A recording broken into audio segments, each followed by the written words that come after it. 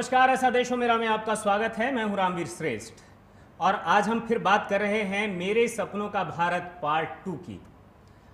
हमने इससे पहले एक दलील सबके सामने रखी थी कि हर व्यक्ति को अपने समाज से वो जुड़ा होता है और अपने समाज की अच्छाई के बारे में, उसकी भलाई बुराई के बारे में सोचने का हक है। और समाज से बुराइयां दूर हों, अव्यवस्थाएं दूर हों, अच्छाइयां सामने आएँ और व्यवस्थाएं सामने आएँ, इसके लिए उसे प्रयास करना ये बहुत जरूरी है। भगवान कृष्ण ने कहा है कि जब सारे मार्ग बंद हो जाएं तब ज्ञान का मार्ग चुनना चाहिए, चिंतन का रास्ता अख्तियार करना चाहिए। इस रास्ते पर बढ़ते हुए हमने मुनि जी के साथ लगभग 1 साल से इस रास्ते पर उनके साथ अपने दर्शकों को भी, खुद को भी एक तरह से संवारने की कोशिश की है और एक तरह से चिंतन करने का अभ्यास करने की आदत डालने की कोशिश की है। इसी अभ्यास का नतीजा था मेरे सपनों का भारत पार्ट 1। और हमने उसमें यह कहा था कि देश में पारिवारिक लोकतंत्र की जरूरत है, जहां पर देश के 22 करोड़ लोग इस देश के असली मालिक हों। यह सबसे छोटी इकाई होते हुए भी इसका दायरा सबसे बड़ा है। इसके बाद इससे बड़ी इकाई है गांव। गांव के पास परिवार, गांव के पास कम अधिकार हों, गांव के पास परिवार से कम अधिकार हो। और इससे ऊपर जो हम एक क्षेत्र के रूप में इकाई देखते हैं, उसको अगर देश की व्यवस्था यानी परिवार अगर चाहते हैं तो उसे तहसील के रूप में देख सकते हैं, जिले के रूप में देख सकते हैं। लेकिन मेरा मत है कि जिले से बड़ी क्षेत्र की इकाई नहीं होनी चाहिए, नहीं तो फिर से एक तरह का अलगाव, एक तरह का सेपरेशन शुरू हो सकता है। इसलिए तीसरे अधिकार भी तीसरी जो क्षेत्र की इकाई है उसके पास अधिकार भी गांव से कम होने चाहिए। यानी बढ़ती हुई इकाई के पास अधिकार घटते हुए क्रम में जाने चाहिए और राष्ट्रीय सभा के पास ये अधिकार सबसे कम होने चाहिए। यानी कम से कम ज्यादा से ज्यादा 4 काम उसके पास हों: वित्त, विदेश, न्याय और सुरक्षा। इन चारों में भी ये जो नीचे की तीनों इकाई हैं, इनके दायरे में आने वाले सारे जो इन चीज़ों से रिलेटेड जो अधिकार हैं वो भी इनके दायरे में ही होने चाहिए। और जो देश में एकदम इनसे जो छूट जाता है, जो ऊपर की चीज़ें हैं, उन पर केवल सीमाओं की सुरक्षा है या बाकी कुछ जो ऊपर की सारी बातें हैं उनको संभालने के लिए एक राष्ट्रीय सभा की ज़रूरत है। और उस पर भी आखिरी नियंत्रण जो है वो परिवार सभा का होना चाहिए। हमने मुनि जी से ये बात सीखी और उन्हीं की उस बात का हम समर्थन भी कर रहे हैं। उन्होंने एक बार कहा कि परिवार सभा को ताकत कैसे हो, इस बात का पता कैसे चलेगा? अगर राष्ट्रीय सभा कोई प्रस्ताव पास करती है और परिवार सभा को लगता है कि उसमें कुछ खामी है तो वो वीटो कर सकती है। अगर राष्ट्रीय सभा में किसी एक मुद्दे को लेकर मतभेद है तो वहां पर विवाद की स्थिति पैदा होने पर भी वो परिवार सभा में अपील कर सकती है और परिवार सभा का फैसला अंतिम होगा। हो सकता है कि आधा घंटे की मीडिया के सामने जो चर्चा है उसमें ये समस्या केवल इशारे के रूप में हो, लेकिन शायद इसकी तकनीकों को दूर करते हुए हम व्यवस्था का एक फॉर्मेट तैयार कर सकते हैं। मुनि जी हमारे सामने हैं।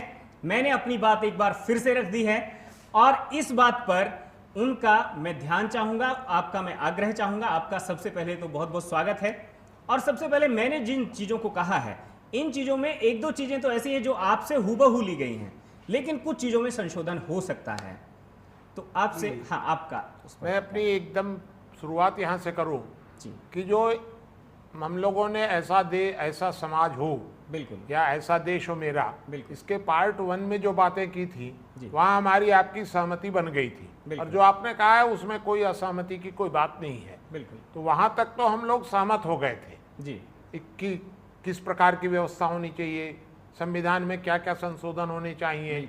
ये सब कई बातें हम लोगों ने रख दी थी और ये संशोधन होंगे तो इसके परिणाम किस प्रकार से होंगे, ये सब बातें पार्ट 1 में हम लोगों ने रख दी थी जी। उनको रिपीट करने से कोई ज्यादा लाभ नहीं। बिल्कुल बिल्कुल, विषय बड़ा है। प्रश्न, हाँ, मुख्य प्रश्न ये उठता है जो उस समय बात नहीं हुई थी जी कि ये होगा कैसे। बिल्कुल, हम इस प्रकार का करना तो चाहते हैं, बिल्कुल, लेकिन इसकी शुरुआत कहाँ से होगी? बिल्कुल, क्योंकि इस बात पर हम और आप सहमत थे कि वर्तमान राजनीतिक व्यवस्था किसी प्रकार का भी समाधान या संशोधन करने को तैयार नहीं होगी। बिल्कुल। अर्थात व्यवस्था को परिवर्तन सुई करना की पड़ेगा। नोक भर भी जमीन बिना युद्ध के नहीं मिलेगी, जैसा महाभारत में जैसी घोषणा थी, बिल्कुल। हम 5 गांव भी मांगेंगे तो नहीं मिलेंगे। जी, जी। अब इन स्थितियों में मुख्य प्रश्न ये उठता है कि हम कहां से शुरू करें, बिल्कुल। क्योंकि अगर हम कहते हैं कि संविधान में संशोधन इस प्रकार से हम कर देंगे तो कर कैसे देंगे? बिल्कुल।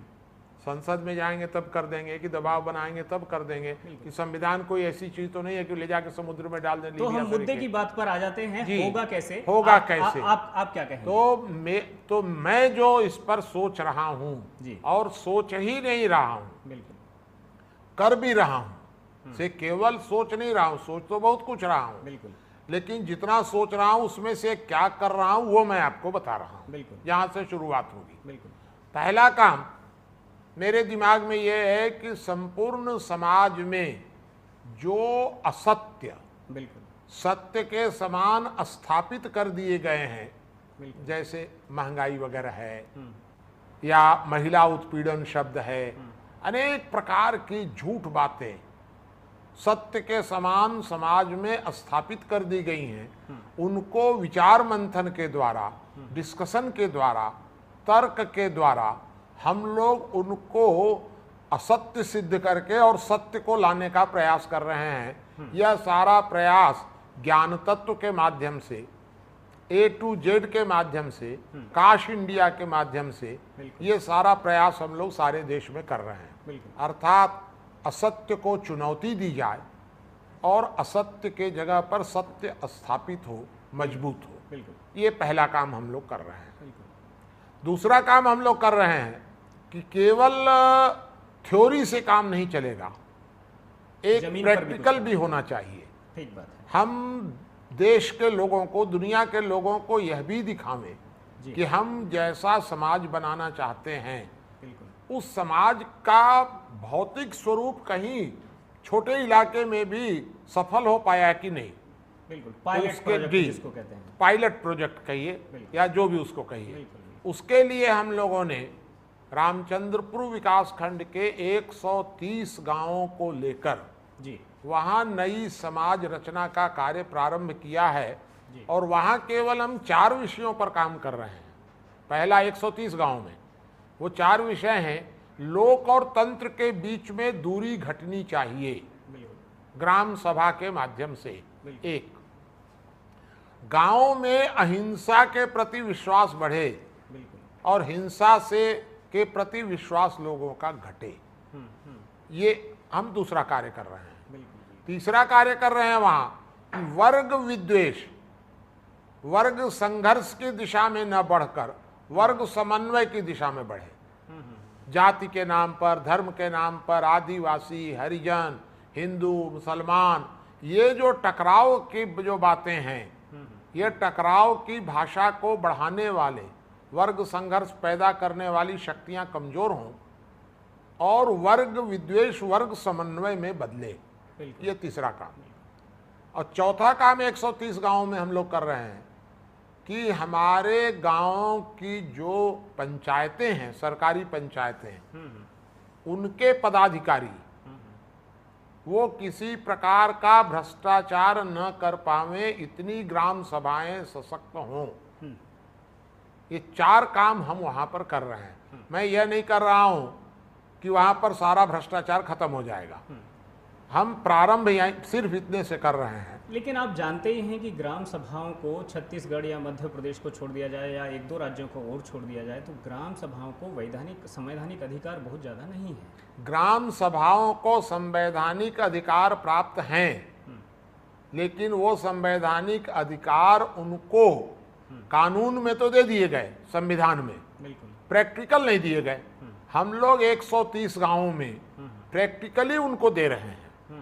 ग्राम सभा सर्वोच्च होती है और ग्राम सभा के जो निर्णय है, वास्तव में देखिए ग्राम सभा का जो अंतिम जो वो है लाइन, वो ये है कि ग्राम सभा को विधायी अधिकार प्राप्त हैं, निर्णायक अधिकार प्राप्त हैं, और जो सरपंच, पंच, सरपंच हैं उनको कार्यपालिका के अधिकार प्राप्त हैं, विधायी अधिकार प्राप्त नहीं है। लेकिन यह बात कहीं देश भर में देने के बाद भी गुप्त रखी गई है, हम लोग उसको उजागर कर रहे हैं।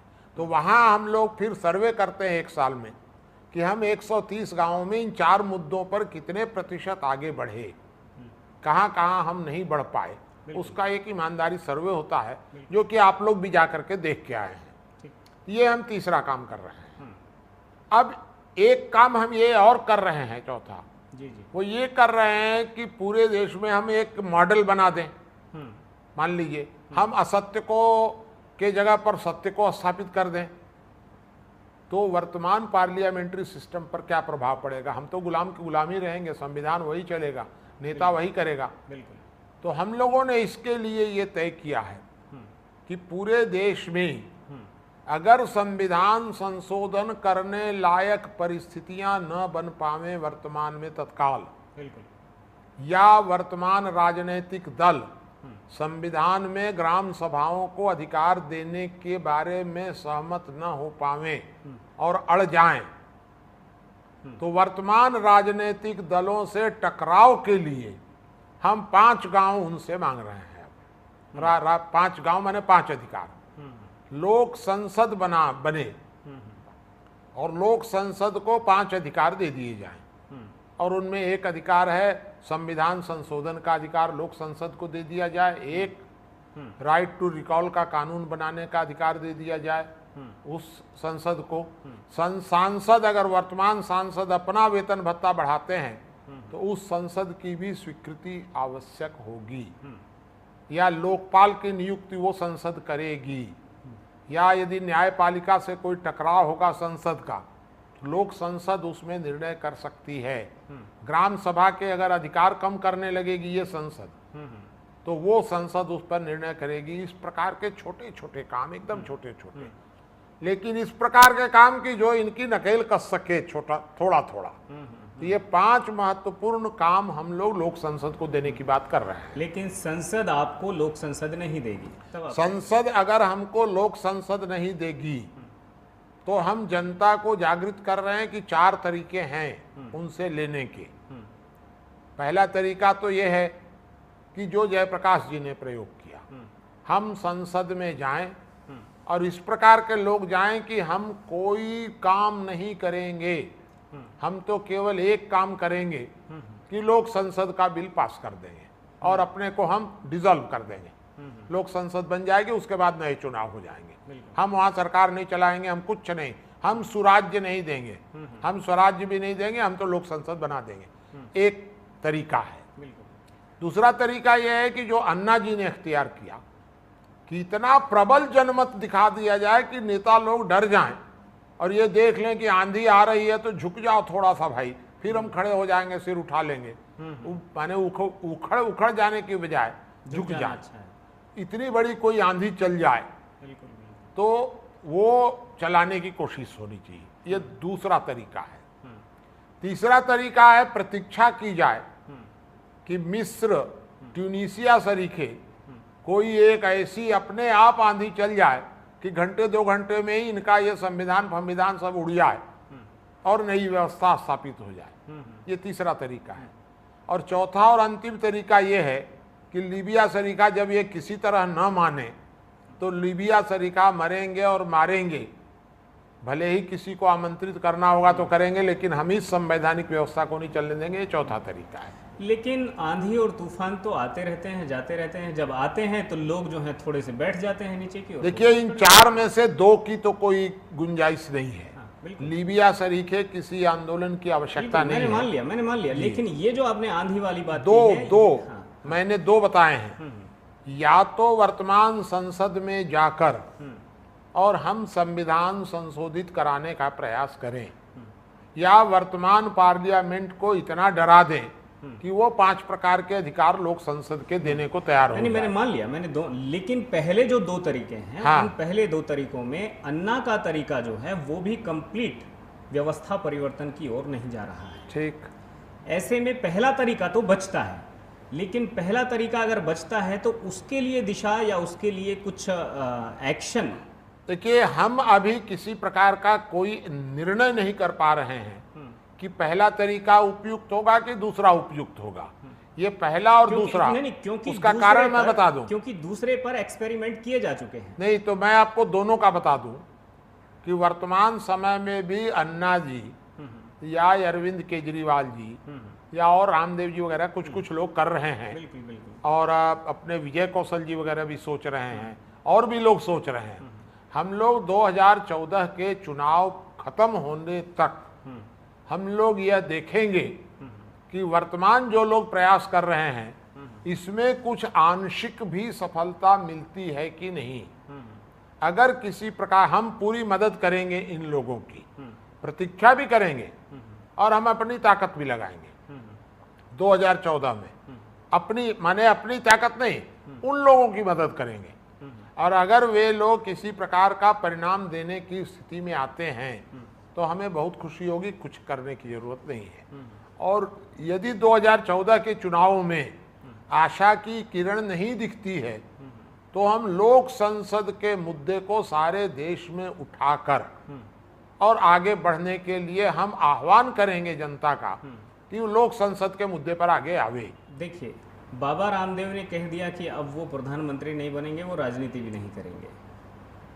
नहीं, बाबा रामदेव ने ये कहा है। बाबा रामदेव पर हमको विश्वास इसलिए नहीं है कि वो हर 2-3 महीने में बदल देते हैं। वो बनना तो प्रधानमंत्री का। अन्ना हजारे जो हैं, राजनीतिक जो दांव पेच होते हैं उनसे घबरा करके पहले ही अखाड़े से बाहर हो गए हैं। नहीं, अन्ना हजारे अभी बाहर नहीं हुए और वो जनतंत्र यात्रा में घूम रहे हैं। अन्ना हजारे बाहर नहीं हुए हैं। अन्ना हजारे ने उस समय जब कहा और बचे केजरीवाल अकेले बचे जो राजनीति के रिंग में उतरे हैं, लेकिन उतर करके उन्होंने भी भूखा प्यासा रहना शुरू कर दिया।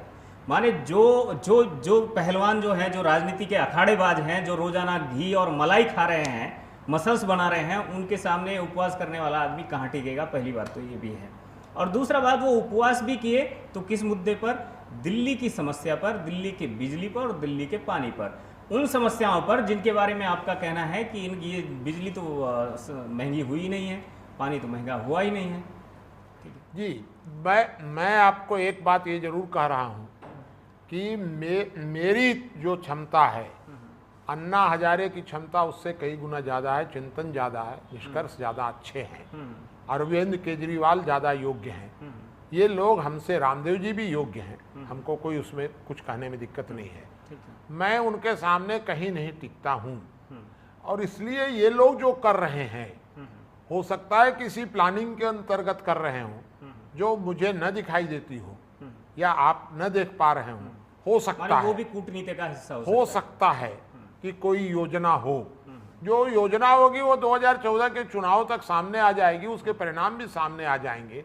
हम इतनी जल्दबाजी अभी क्यों करें? और जब हमारे पास इतनी अभी ताकत नहीं है कि हम इस प्रकार के कोई अकेला चल करके कुछ कर पाएंगे, इस प्रकार की यदि ताकत नहीं है तो हमें इन लोगों का साथ देने में क्यों आपत्ति होनी चाहिए? और यदि अकेली मायावती जब वो राजनीति के अखाड़े में उतर रही थी काशीराम के साथ मिलकर, जो साइकिल पर वो चल रही थी, वो शुरू में जो है बिना किसी साधन संसाधन के इलेक्शन लड़ गई। पहली बार वो लड़ी, लोगों ने देखा कि बस लड़ रही है। दूसरी बार लोगों ने समझा और तीसरी बार लोगों ने उन्हें मत भी दिया। एक चांस क्यों चूके?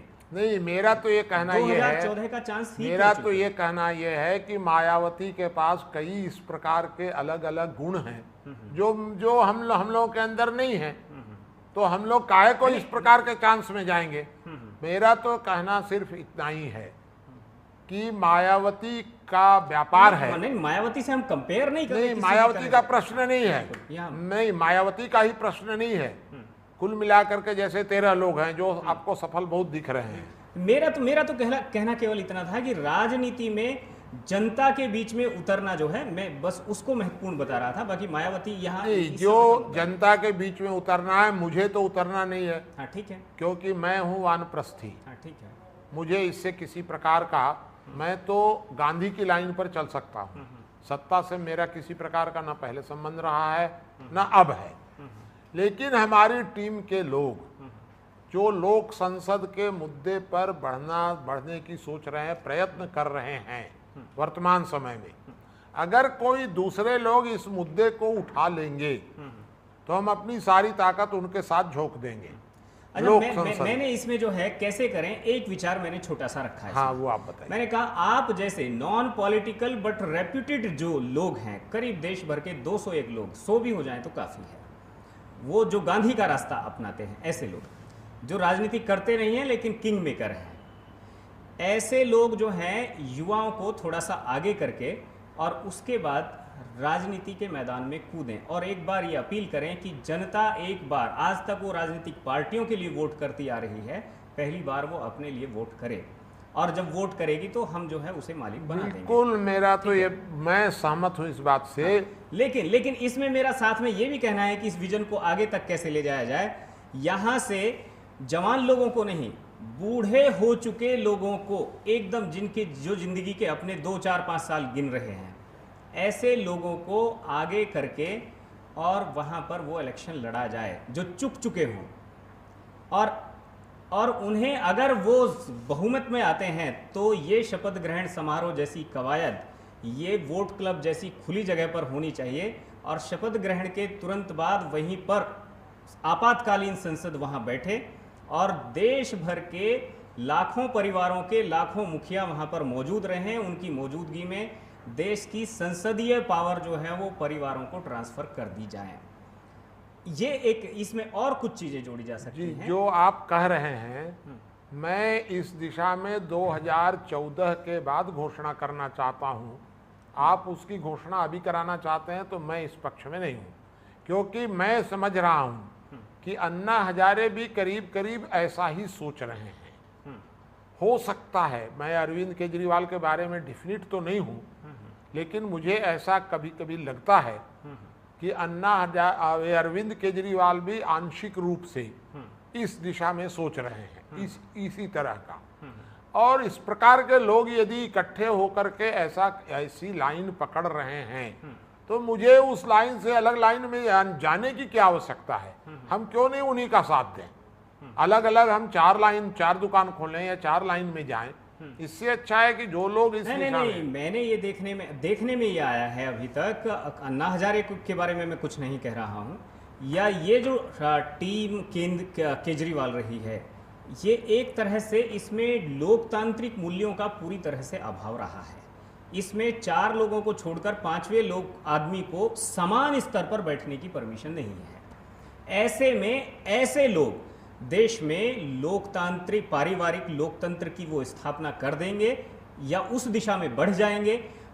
अगर बढ़े भी तो ये उनकी चालाकी तो हो सकती है, डिप्लोमेसी का हिस्सा तो हो सकता है, कूटनीति का हिस्सा हो सकता है, लेकिन ये असली चेहरा मुझे नहीं देखिए, लगता। मैं अरविंद केजरीवाल को, मैं काफ़ी समय से उनके साथ काम कर चुका हूँ और जो आंदोलन जो शुरू हुआ अन्ना हजारे के साथ मिलकर के उनका, उस आंदोलन की शुरुआत भी सोची गई थी रामानुजगंज में ही। आपको जैसे अरविंद केजरीवाल के बारे में जो आपकी धारणा है, मेरी धारणा अभी तक उससे भिन्न है। विपरीत है क्या? पूरी तरह नहीं, भिन्न है। विपरीत विपरीत नहीं, क्योंकि अन्ना हजारे के बारे में तो मैं पूर्ण आश्वस्त हूँ कि अन्ना हजारे के मन में, देखिए, सारे इस आंदोलन में अन्ना हजारे एकमात्र ऐसे व्यक्ति हैं। नहीं, आप आस्था का कोई चेहरा क्यों बनाना चाहते हैं? अभी भी मैं तो बना ही नहीं रहा हूं आस्था का चेहरा। मैं आस्था का चेहरा बनाता तो क्या, मैं बिल्कुल नहीं बना रहा हूं। मैं तो ये कह रहा हूं कि कोई टीम 2014 अन्ना हजारे को भी क्यों हम इस देश के 22 करोड़ परिवारों को उतनी आस्था से देखें? वो मैं 2014 के बाद सोचूंगा। अभी तो मेरी आस्था के केंद्र में तो सबसे आगे तो मनमोहन सिंह है। अगर मनमोहन सिंह प्रधानमंत्री बन जाते हैं, मान लीजिए, तो तब भी मैं फिर विचार करूंगा, क्योंकि मेरी दृष्टि से मनमोहन सिंह भी आंशिक रूप से और लोगों की अपेक्षा काफी ठीक दिशा में काम कर रहे हैं। तो मैं तो मनमोहन सिंह का भी पक्ष दे रहा हूं। ठीक दिशा में काम करने के बावजूद भी देश में तो असंतोष जिस समाज के लिए काम कर रहे हैं, आपके उस समाज में तो असंतोष है। असंतोष का पता तो 2014 में लगेगा। मनमोहन सिंह सारा असंतोष दिया गया है। आप हमको ये बताइए कि सारा असंतोष 2009 में था और रिजल्ट क्या आया? तो जो मुखर लोग हैं उनके असंतोष रिजल्ट को आप कांग्रेस की जीत मत कहिए। वहां तो 24 घोड़े जुड़े हुए हैं उस रथ में, उसमें क्या दिक्कत? तो फिर देखिए अभी क्या होता है आगे। अगर ये तो 24 राजनीति घोड़े की बंदर बांट है, बहुत सारे बंदर आकर मिल जाएंगे एक आप साथ। देखते रहिए, अगर ये 24 घोड़े भी बैठ करके अगर मनमोहन सिंह को आगे ला पाते हैं तो ये माना जाएगा कि भारत की जो जनता है उसके दिमाग में अभी मनमोहन सिंह का कोई विकल्प नहीं दिख रहा है। यदि ऐसा होता है तो, और मनमोहन सिंह यदि आते हैं तो हम लोग इस बात पर विचार करेंगे कि अब क्या करना चाहिए। और यदि मनमोहन सिंह नहीं आते हैं, मान लीजिए, और अरविंद केजरीवाल, अन्ना हजारे वगैरह वगैरह, मैं कह रहा हूं इस प्रकार के लोग जो पार्लियामेंट्री डेमोक्रेसी को असफल घोषित करके पार्टिसिपेटरी डेमोक्रेसी की ओर बढ़ने की बात करेंगे, भले लोग संसद की करें या ना करें, अगर पार्टिसिपेटरी, ग्राम सभा सशक्तिकरण, राइट टू रिकॉल, परिवारों को अधिकार, इस प्रकार की बात यदि करेंगे तो हम 5 साल और प्रतीक्षा कर लेंगे उसके बाद भी। और यदि ऐसा कुछ नहीं दिखा, मान लीजिए कि कुछ दिख ही नहीं रहा है, तो चाहे उसका परिणाम चाहे जो होगा आंशिक होगा, नहीं होगा, मरेंगे जिएंगे, जो होगा सो होगा, हम लोग 2014 में युद्ध की घोषणा कर देंगे कि 2019 में युद्ध होगा। 5 गांव अगर नहीं दिए गए तो युद्ध अवश्यंभावी है। कोई कृष्ण खोजेंगे, अर्जुन वगैरह खोजेंगे, एक टीम बनाएंगे, टीम बना करके जो होगा सो होगा 2019 में। लेकिन अभी हम 14 के पहले, मुझे उम्मीद दिखती है वर्तमान समय में, लक्षण ऐसे दिख रहे हैं कि हम लोगों को ऐसा नहीं करना पड़ेगा। ऐसा मेरा कहना ये भी रहा है, कई बार जब व्यवस्था परिवर्तन की बात हुई तो बहस इस बात पर भी हुई कि 130 करोड़ लोगों को कैसे प्रधानमंत्री बना दिया जाए। फिर आपने कहा कि 130 करोड़ लोगों की बात हम नहीं कर रहे हैं, हम तो 22 करोड़ परिवारों की बात कर रहे हैं। परिवार के मुखियाओं को तो ताकत दी ही जा सकती है। लेकिन इसमें जब आपने ये बात रखी तो मैंने भी इसमें एक मैकेनिज्म तैयार करने की कोशिश की। उस मैकेनिज्म से वो आप बताइए। हाँ, आप पहले बताइए। हाँ, उस मैकेनिज्म पर आपकी सहमति या असहमति की मैं अपेक्षा रखता हूँ। मैंने कहा कि जो देश की सर्वोच्च ताकत जिस संस्था में है वो है परिवार। देश के 22 करोड़ परिवार, इन 22 करोड़ परिवारों का केंद्र, माने हर चीज का एक हेडक्वार्टर होता है ना, तो उसका केंद्र आज का राष्ट्रपति भवन बना दिया जाए। और राष्ट्रपति भवन एक तरह का वो कंट्रोल रूम हो जहां परिवार के किसी भी आदमी ने किसी भी मुद्दे पर एक सवाल वहां पर फेंका और उसके बाद वहां पर एक सामान्य व्यवस्था ने रिकॉल किया देश भर के उन लोगों को जो लोग उस विषय में दिलचस्पी रखते हैं, और उस पर वहां बैठ करके 3, 4 दिन, 5 दिन जो भी हो सकता है, चिंतन मंथन जो भी कुछ हुआ, और एक क्लियर कट समाज हित में कोई लाइन निकली और उस पर जो है समाज में वोटिंग करा ली गई। मुद्दों पर लगातार वोटिंग होती रहे और परिवार सभा जिस मसले पर पक्ष में और विपक्ष में जाती रहे, आती रहे, वैसे ही देश में जो है माने कानून ये जो संविधान को, इस संविधान को अलग रख दीजिए, जो कानून है वो उस परिवार से निकल कर आने चाहिए। वो क्या चाहते हैं वो लोग, और उसमें भी आधे आधे परिवार नहीं बल्कि 70% कम से कम, 71 और 29 पर वो वोटिंग होनी चाहिए। एक ये मेरा मत है जी। तो जो आपने जो सुझाव दिया है, बिल्कुल, इस सुझाव के ऊपर जी यदि कोई संगठन आगे बढ़ता है जी तो हमारी, मेरी जी या हमारे जो पूरे लोग हैं, बिल्कुल, उन सबका पूरा समर्थन सहयोग आपको मिलेगा। बिल्कुल, क्योंकि आप जो कह रहे हैं बिल्कुल, वो लाइन, वो बिल्कुल वही, बिल्कुल ठीक है, उसी प्रकार की लाइन है। मेरी सहमति। शुक्रिया मुनि जी। कुल मिलाकर कहा जाए तो देश का हर तीसरा युवा तंग है, उसके दिल में दर्द है, व्यवस्था में बदलाव होना चाहिए इस बात को लेकर के। लेकिन कुरुक्षेत्र में खड़े होकर योगीराज कृष्ण ने कहा था कि केवल जो ज्ञानी होता है, जो मुनि होता है, उसकी रुचि केवल समस्या में नहीं होती है, समस्या को सही करने या उसे सुधारने या उसका समाधान करने के प्रयास में भी होती है। सवाल यह उठता है कि यह प्रयास इस देश के कितने युवा करते हैं, कितने लोग करते हैं। इस सारे मुद्दे पर यह पार्ट 2 था। अगर जरूरत हुई तो ऐसा देश हो मेरा या मेरे सपनों का भारत, इसके पार्ट 3 पर भी हम जाएंगे। लेकिन फिलहाल इस मुद्दे पर या यहां तक जो हम आपने देखा है, इस पर आपकी क्या राय है? स्क्रीन पर दिए गए नंबरों पर आप अपनी राय दे सकते हैं। लेकिन पूरा एपिसोड देखने के बाद साथ ही आप kashindia.com पर भी इस सारे एपिसोड को देख सकते हैं और अपनी राय दे सकते हैं। वहां भी मुनि जी के विचारों को पढ़ सकते हैं। और चाहें तो ज्ञान तत्व भी आप अपने घर मंगवा सकते हैं, अपने घर का पूरा पता लिखकर। फिलहाल मुझे दीजिए इस मुद्दे पर इजाजत। अगले हफ्ते फिर मिलेंगे एक नए मुद्दे के साथ। नमस्कार।